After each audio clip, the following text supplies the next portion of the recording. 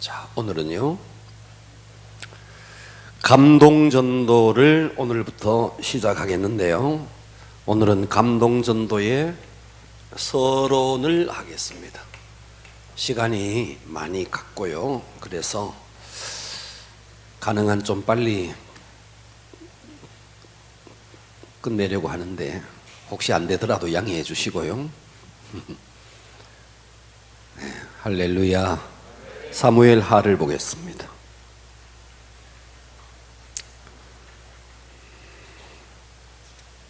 사무엘하 12장입니다.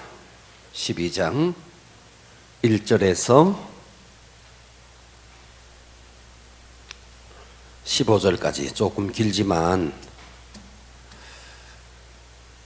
성경을 잘 읽지 않는 분들을 위해서 좀 읽겠습니다. 교독합니다. 교독은 제가 한 절, 여러분이 한 절입니다. 준비되셨죠? 여호와께서 나단을 다윗에게 보내시니 그가 다윗에게 가서 그에게 이르되 한 성읍에 두 사람이 있는데 한 사람은 부하고 한 사람은 가난하며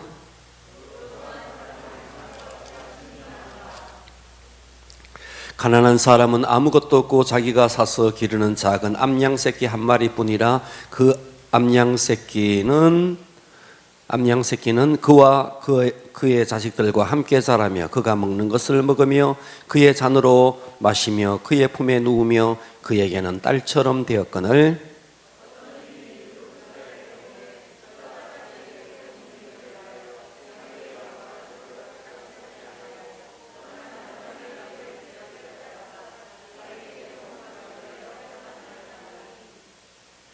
(5절부터) 우리 (15절까지) 합독을 하겠습니다. 시작. 다윗이 그 사람으로 말미암아 두고 맹세하노니 뭐 하고 있다 지금? 내가 잘못하고 있나? 자, 마이크 좀 잡고 해주세요. 다윗이 시작. 다윗이 그 사람으로 말미암아 노하여 나단에게 이르되 여호와의 살아계심을 두고 맹세하노니 이 일을 행한 그 사람은 마땅히 죽을 자라. 그가 불쌍히 여기지 아니하고 이런 일을 행하였으니 그 양 새끼를 4배나 갚아 주어야 하리라 한지라. 나단이 다윗에게 이르되 당신이 그 사람이라. 이스라엘 하나님 여호와께서 이와 같이 이르시기를 내가 너를 이스라엘 왕으로 기름 붓기 위하여 너를 사울의 손에서 구원하고 내 주인의 집을 내게 주고 내 주인의 아내들을 내 품에 두고 이스라엘과 유다 족속을 내게 맡겼느니라. 만일 그것이 부족하였을 것 같으면 내가 내게 이것저것을 더 주었으리라. 그러한데 어찌하여 내게 여호와의 말씀을 업신여기고 나 보기에 악을 행하였느냐. 내가 칼로 햇사람 우리아를 치되 암몬 자손의 칼로 죽이고 그의 아내를 빼앗아 내 아내를 삼았도다. 이제 내가 나를 업신여기고 햇사람 우리아의 아내를 빼앗아 내 아내로 삼았은즉 칼이 내 집에서 영원토록 떠나지 아니하리라 하셨고 여호와께서 또 이와 같이 이르시기를 보라 내가 너와 내 집에 재앙을 일으키고 내가 눈 앞에서 내 아내를 빼앗아 내 이웃들에게 주리니 그 사람들이 내 아내들과 더불어 백주에 동침하리라. 너는 은밀히 행하였으나 나는 온 이스라엘 앞에서 백주에 이 일을 행하리라 하셨나이다 하니 다윗이 나단에게 이르되 내가 여호와께 죄를 범하였노라 하매 나단이 다윗에게 말하되 여호와께서도 당신의 죄를 사하셨나니 당신이 죽지 아니하려니와 이 일로 말미암아 여호와의 원수가 크게 비방할 거리를 얻게 하였으니 당신이 낳은 아이가 반드시 죽으리라 하고 나단이 자기 집으로 돌아가니라. 아멘. 할렐루야. 자, 중세기에서 근세로 넘어가면서 서구에서는 계몽주의가 일어납니다. 계몽주의. 이 계몽주의가 1702년 정도에 이 계몽주의가 일어나는데요. 1707년에 이 계몽주의가 일어나는데 이 계몽주의가 일어날 때 서구에서 계몽주의가 일어날 때 일본에서는 큰 한 사건이 일어납니다. 그 일본의 사건이 뭐냐 하면 자, 우리나라는요, 금강산이 12,000봉이래요. 봉우리가 많아요. 그런데 일본이라는 나라는 높은 이런 후지산 하나가 있습니다. 물론 작은 산들이 있지만 이 후지산은 높이가 3,776m예요. 이 3,776m나 되는 엄청나게 높은 산입니다. 그런데 1707년도에 이 후지산이 화산이 폭발합니다. 이렇게 화산이 폭발해요. 화산이 폭발하면서 높이 2,500m 위로는 화산에 재가 덮여서 풀 한 포기가 자라지 않습니다. 그런데 이 2,500m 밑으로는 산림이, 나무가 숲을 이루는데 이 태평양의 바람이 이렇게 불어와서 이 2,500m 밑에는 어마어마한 숲이 있고 여기는 운무로 다 1년에 3일 정도만 맑고 나머지는 항상 운무, 안개에 휩싸여 있습니다.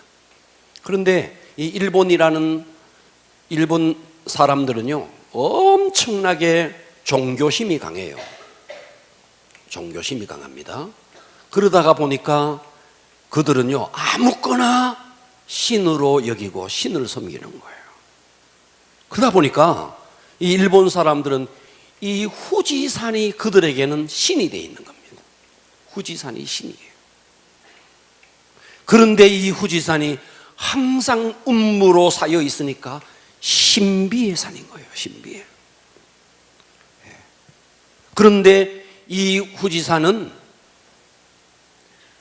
일본 사람들이 그토록 신처럼 여기는 산인데 일본의 젊은 청년들이 이 숲속에 들어가서 1년에 약 3만 명에서 5만 명의 사람들이, 그 일본 사람들은 또 정서적으로 다른 사람들에게 피해를 입히는 것을 대단히 싫어하기 때문에 홀로 들어가서 지도 새도 모르게 목을 매서 자살을 하는데, 이 자살을 해서 시신을 수습하는데 1년에 3만에서 5만의 시신을 수습을 한다는 거예요. 그 잘 사는 나라 일본이, 물질 문명이 첨단을 달리는 일본이 왜 젊은이들이 그토록 우울증에 시달리고 인생의 허무 때문에 들어갔어? 시신이 3만에서 5만이죠. 그러니까 이 시신이 발견되지 아니한 시신까지 하면 이거는 놀라운 젊은이들이 실종되지는 거예요. 자, 저와 여러분이 포스트 모던 시대를 살아가고 있고요. 그래서 어떤 학자는 이렇게 말합니다. 일본의 지하철 안에, 전철 안에 사람들의 퍼센테이지를 나눠봤는데 70%는 다 우울증에 시달리고 있다는 거예요. 자, 이것이 일본만의 문제겠느냐 하는 거예요. 우리가 코로나를 지금 굉장히 염려하는데 코로나로 죽는 숫자보다가 자살로 죽는 숫자가 훨씬 더 많습니다. 우리나라는 자살공화국, 청소년 자살 1위, 노인 자살 1위. 사람들이 왜 죽을까요? 왜 자살할까요? 자살하는 이유가 뭘까요? 하는 일이 잘 되는데, 돈 잘 벌려지는데, 가족에게는 아무 문제가 없는데 자살할까요? 그러니까 자살을 하는 데는 뭔가가 이유가 있는 거죠. 환경적인 문제도 있겠지만 심령의 문제가 있는 거죠. 사업이 파산을 했다든지, 가정에서 이혼을 당했다든지 여러 가지 어려운 문제들이 있을 거란 말이죠. 그런데 이것이 일본만의 문제가 아니고 우리나라의 문제인데, 사람들이 이토록 우울증에 시달리고, 그리고 이 마음속에 너무나 많은 이 마음속에 고통과 슬픔이 있는데, 우리는 그냥 전도 그러면, 자, 전도에는 전공법 전도가 있어요. 전공법. 예수 믿으십시오. 예수 믿어야 천당 갑니다. 안 믿으면 지옥 갑니다. 이런 전공법.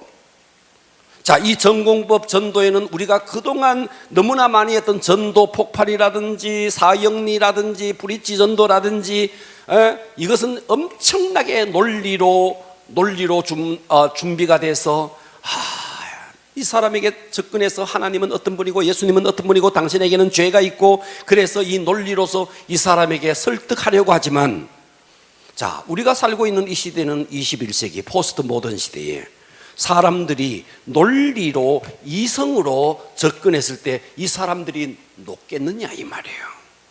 그래서 우리가 하고자 하는 전도는 전공법이 아닌 감동전도인데, 감동전도는 뭐냐? 감동전도는 한마디로 말하면 감동전도는 논리가 이 속에 준비되어야 된다. 이 속에 복음으로서 완벽하게 논리가 준비되어 있는 상태에서 논리가 논리처럼 보이지 않게 그 사람에게 접근해서 뭐로? 감성을, 사람이 움직이는 것은 이성이 움직이는 게 아닙니다. 감성이 움직여야 된다는 거예요.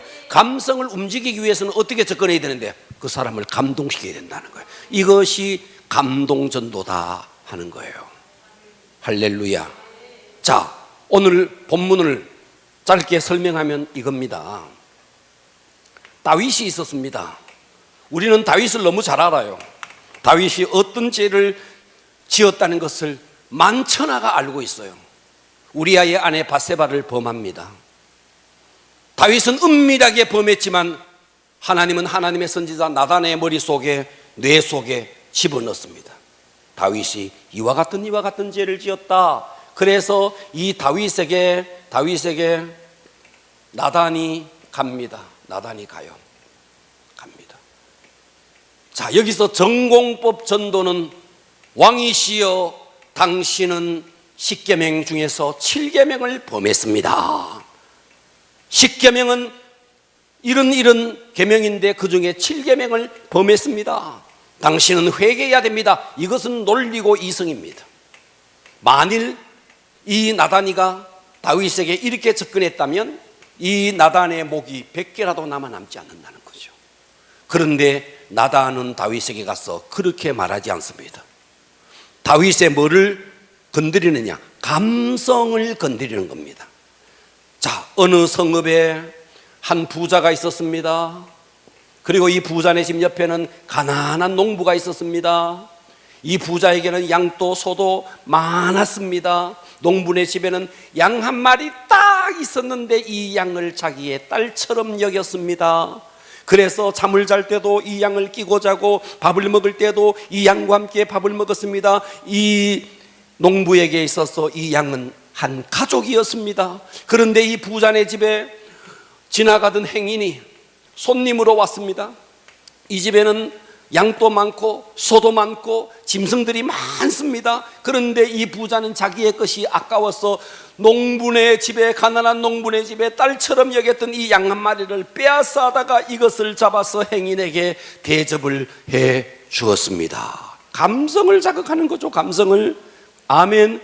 감성을 자극하니까, 자, 이 다윗이 이 이야기를 다 듣고 있는 거예요. 사실은 이 이야기가 다윗의 이야기인데 다윗에게는 후궁도 있고 많은 여인들이 있음에도 불구하고 우리아에게는 정말 딱 하나밖에 없는 그 부인을 빼앗았던 자기의 이야기를 하고 있는데 다윗은 그것이 자기의 이야기인 줄 모르고, 그래서 여기서 나단이 다윗에게 접근했던 방법이 바로 감동 전도다 하는 거예요. 할렐루야. 그래서 여기에 보면 딸처럼 여겼다, 은유를 사용하면서 또 다윗의 과거의 목동이었다는 그 과거의 경험을 잘 알고 이렇게 접근해서 결국 이 다윗이 이 나단의 접근에 무릎 꿇고 회개한 사실. 할렐루야. 그러니까 우리는 전도를 지금까지 어떻게 생각해 왔느냐? 노방에서 예수 믿으시오, 전도지를 나눠주면서 우리가 전도해 왔다는 거죠. 그러니까 지금까지의 모든 전도는, 자, 감동 전도가 뭐냐? 지금까지의 모든 전도는 전도가 목적이었다. 전도가 목적이었다. 그러니까 전도를 하기 위해서 차도 마시고, 전도를 하기 위해서 밥도 사주고, 전도를 위해서 때로는 선물도 사주고, 때로는 극장도 같이 가고 때로는 수목원을 돌기도 하고 전도를 목적하기 위해서 그렇게 했다. 그런데 저 사람이 끝까지 돌아오지 않는 거예요. 전도가 안 되는 거예요. 그때부터는 안 되겠다. 저거는 지옥불의 불쏘시개가 돼야 되겠다 하고 이제부터는 쌩 까는 거예요. 지금까지의 전도가 이런 전도였다는 거예요. 그러니까 지금까지의 모든 전도는 전도가 목적이었다. 하지만 감동전도의 전도는 뭐냐? 전도가 목적이 아니다 하는 거예요. 전도가 목적이 아니다. 따라서 합니다. 전도가 목적이 아니다. 전도가 목적이 아니다는 거예요. 그럼 무엇이 목적이냐? 무엇이 목적이냐? 이 사람은 내가 차도 마시고 커피도 마시고 밥도 먹고 하지만 전도를 목적으로 하지 말고 내 속에 있는 십자가의 사랑, 하나님의 사랑을 그 사람에게 보여주고, 아멘 합시다. 내 속에 있는 하나님을 보여주고, 이 사람이 그래서 전도가 되어서 교회로 나오면 좋겠거니와 혹여라도 전도가 안 되더라도 괜찮아. 왜? 나는 이미 십자가 전달자로서 그에게 하나님의 사랑을 보여주는 것만으로도 감동전도는 이미 됐다는 거예요. 그러니까 우리는 전도를 목적으로 하지 말고 하나님의 사랑의 전달자, 십자가의 전달자, 그래서 그가 돌아오면 좋겠거니와 돌아오지 않아도 된다 하는 거예요. 그래서 감동전도는 만나서 밥을 먹으면서 그의 애환을, 그의 슬픔을, 그의 고통을, 때로는 그가 힘들어하는 그 이야기를 들어주고 공감해주고. 할렐루야. 그러니까 우리의 생활 반경 속에 한번 봐봐요. 여러분들이 여러분들의 삶의 생활 반경 안에 여러분의 가정이 있고 여러분의 직장이 있고, 자, 교회는 빼겠습니다. 주로 여러분은 가정과 직장 속에서 여러분 살아가요. 그러면 여러분들이 아파트에 산다면 아파트의 아래 위층에 여러분의 삶의 주변에 사람들이 있을 거란 말이죠. 또 여러분의 직장에도 여러분의 삶의 주변에 사람들이 있을 거란 말이죠. 여러분 집에서 교회까지 걸어오는 길에 얼마나 많은 사람들이 스치고 지나갑니까? 바람처럼 얼마나 사람들이 스치고 지나가나요? 그런데 우리는 지금까지 내가 오는 길에 만나서 스치고 지나가는 사람들은 다 어떤 사람이냐니까 유령 같은 사람이야. 유령 같은 사람. 나는 이 사람을 인간으로 취급 안 해서 그냥 스쳐 지나가는 바람 같은 사람이었어. 감동전도는 뭔지 아십니까? 감동전도는 내가 나를 스치고 지나가는 사람을 유령처럼 취급하지 말고 이 사람을 인간처럼 대하자는 거예요. 뭐처럼 대하자고요? 인간처럼, 사람처럼 대하자는 거예요. 사람처럼. 여러분들이 마트에 갔어요. 마트에 가서 물건을 막 샀어요. 그리고 캐셔에게 카드를 딱 내밀어요. 캐셔의 얼굴도 한번 안 쳐다봐요. 그냥 계산해요. 그리고 물건 다 그냥 챙겨서 와요. 우리는 그 사람을 하나님이 나에게 보내준 사람으로 생각하지 않고 투명인간으로 생각한 거죠. 그냥 스쳐 지나가는 바람 같은 유령 같은 사람으로 생각해 준 거죠. 감동전도는 뭐냐? 내 삶의 주변에 있는 모든 사람들을 하나님이 목적이 있어서 보냈으니 이 사람을 사람으로 대우하자. 그래서 전에는 그냥 쌩 까면서 지나갔던 사람들도 이제는 따뜻한 미소를 던지고 따뜻한 말 한마디 던지고, 때로는 힘들어하는 사람에게 가서 따뜻하게 손 한번 잡아주고. 우리가 별 말을 하자는 게 아니에요. 물론 논리는 내 속에 딱 무장되어 있어야 됩니다. 그러나 이 논리로 접근하지 말자. 듣고 계십니까? 네. 논리는 무장되었지만 논리로 사람이 움직이는 것이 아니니 논리를 준비하고 논리로 접근하지 말고 그의 애환을 들어주고 그의 아픔을 공감해주고. 아멘. 그러니까 우리는 택배하는 사람이 우리 집에 택배 배달이 와요. 그냥 우리는 얼굴 한번 안 쳐다봐요. 그냥 물건만 딱 받아요. 그리고 그냥 끝이에요. 만일 택배를 배달해 주러 오는 그분에게 힘드시지요? 얼마나 이 높은 데까지 오신다고 힘들으셨나요? 따뜻한 말 한마디 듣고 계십니까? 감동 전도는 이거라는 거예요. 유령 같은 사람을 살려내자. 눈을 봐주고 따뜻한 미소를 던져주고 안부를 물어주고 투명 인간을 실존 인간으로 만들어내자 하는 겁니다. 그러니까 우리는 만나서 하나님 이야기 안 해도 돼. 내가 하나님의 사람이면 시간이 지나가면 내가 그에게 전도를 목적으로 하지 않더라도 내 속에 있는 하나님의 사랑이 나타나고 그것을 전달하고 시간이 지나가면 하나님의 때에 하나님의 타이밍에 하나님은 그 사람을 반드시 내게 붙여줄 거라는 거죠. 이 믿음을 가지고 전도하는 것이 감동전도다 하는 거예요. 아멘. 그러니까 살아가는 생애 속에 삶의 동반자로 생각하면서, 그러니까 우리는 지금까지 오직 전도만 목적. 그런데 저 사람이 안 딸려와. 그러니까 속이 막 천불이 나. 내 하는 의도대로 안 되니까 천불이 나. 천불 나지 말자는 거예요. 나는 이미 만나서 밥을 먹고 만나서 커피를 마시는 가운데 이미 하나님의 목적이 이루어지고 전도의 목적을 이미 이루고 있는 거예요. 내가 지치지 아니하면 어느 순간에 하나님께서 그 영혼을 변화시켜 줄 거라는 거예요. 근데 문제는 이제 내가 막 하다가 이제 내가 막 설쳐. 그 막 전도를 목적으로 해가지고 막 하는 거예요. 그래서 밥도 먹고 커피도 사주고 걸어도 보고 막 하는 거예요. 그런데 내 의도대로 안 달려오는 거예요. 그래서 막 열받는 거예요. 그래서 막 속이 화딱질이 나고 막 나중에는요 내가 생각하는 거예요. 우리의 전도가 이렇지 않느냐 이 말이에요. 내가 지치지 말자. 나는 십자가 전달자다.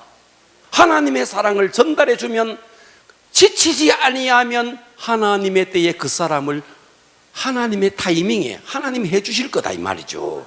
그런데 왜 내가 계속해서 어떤 시간도 정해놓고 내가 왜 자꾸만 내가 하려고 하느냐 이 말이에요. 나는 다만 십자가의 전달자요, 나는 다만 하나님의 사랑을 나타내주는 자로만 있으면 된다는 거예요. 근데 여러분들이 그렇게 살고 있느냐 하는 거예요. 여러분 자신을 한번 돌아보세요. 그렇지 않지 않습니까? 여러분 중국에는요 하남성이라는 성이 있는데 그 중국의 하남성은요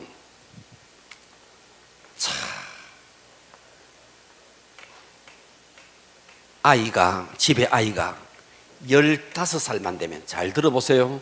이 말씀만 하고 제가 마치겠습니다. 15살만 되면 아예 자기 아들을, 우리 교회에 15살짜리 누가 있어요? 중학교 2학년 정도 15살만 딱 되면 아이를 교회에다가 바쳐버립니다. 아예 교회에다가 바쳐버립니다. 그래서 교회에서 먹고 자고 하면서 목사님이 이 아이를 교육을 시키는 거예요. 얼마 동안? 2년에서 3년 동안. 그래서 이 아이가 17살에서 18살이 딱 되면요 파송을 합니다. 파송을. 여러분 우리나라의 17살짜리들 철딱서니가 없어도 이렇게 철딱서니 없어요. 그런데 그들은 17살, 18살만 딱 되면 파송을 딱 하는 거예요. 어떻게 파송하느냐? 다음 정거장까지 가는 차비만 딱 주고 그냥 보내요. 성경적으로 차비만 딱 주고. 그러면 이 아이는 17살, 18살 된 이 아이는 농사 짓는 집에 가서 허드렛 일을 도와주고 그 집에서 잠을 자고 그 집에서 먹고 그렇게 하면서 이 사람을 감동을 시키는 거예요. 그러면서 1년이 있든 2년이 있든 이 사람이 변화될 때까지 그 집에서 먹고 일을 도와주면서 이 사람을 변화시키는 거예요. 그러면 거기에서 이 집에서 변화되고 차비를 얼마 주면 이 차비를 가지고 또 다음까지 가서 또 어느 집에 들어가서 일을 도와주고 그렇게 하면서 그 집에서 먹고 자고 하면서 이 사람들을 변화시키는 거예요. 이렇게 해서 하남성은 믿는 자의 숫자가 70%가 되어버린 거예요. 여러분, 우리가 지금 하남성이 믿는 자, 거기가 1억이 넘는데, 하남성 자체가 1억이 넘는데 믿는 자의 숫자가 7천만이 넘는다는 거예요. 한 성이 할렐루야. 그래서 지금 중국이 어마어마하게 막 핍박하고 있는데 지금 어떻게 하고 있는지 모르겠어요. 여러분, 우리가 뭐 코로나다 어쩐다 핑계대면서요 예배조차 잘 못 드리고, 이런 분들 도전 받으셔야 됩니다. 우리가 언제까지 우리가 이렇게 신앙생활을 할 거예요? 지금 말이죠, 제가 동기들이나 뭐 어떤 이야기를 들어보면요, 교회 예배가 어마어마하게 무너진 이야기들 합니다. 봐봐요, 우리는 그래도 막 찬양 예배 드리잖아요. 할렐루야. 여러분의 가슴이 뜨거워져야 됩니다. 전도는 내가 하고자 해서 되어지는 것도 아니에요. 감동 전도로 지치지 말고 하나님의 사랑의 전달자로 살 수 있기를 주님의 이름으로 축원합니다. 할렐루야. 우리 다 같이 한번 기도하겠습니다.